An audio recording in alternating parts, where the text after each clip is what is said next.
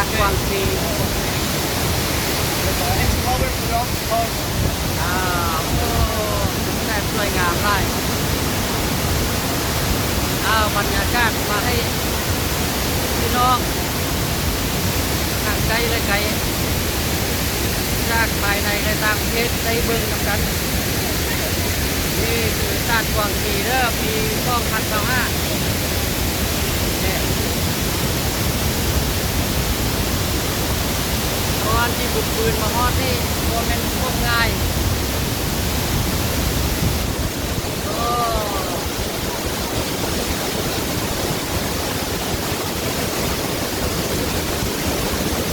แสนสวยงาม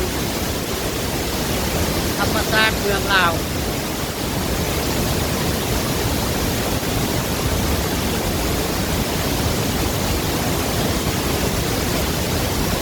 งามลาย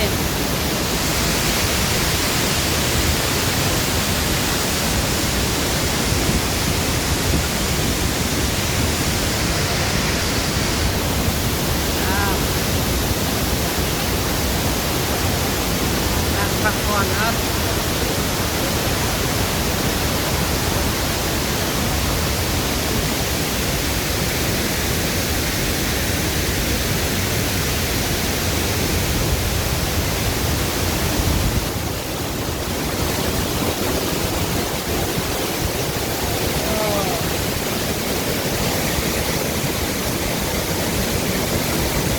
งามลายบังเด้อ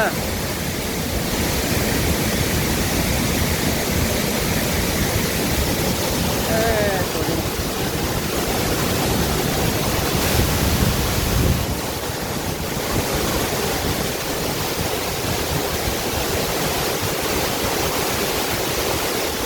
ยังแม่นงาม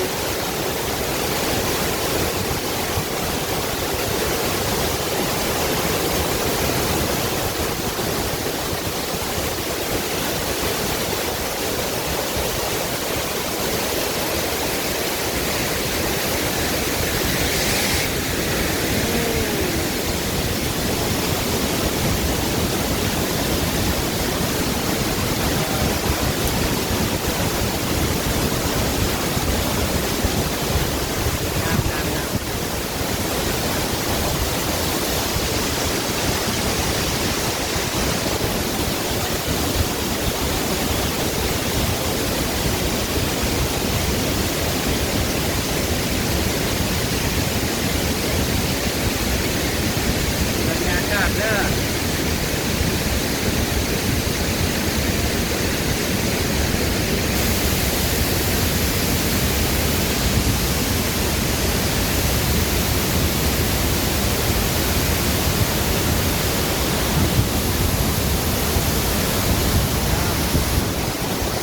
คนเมื่อยก็นั่งพักผ่อน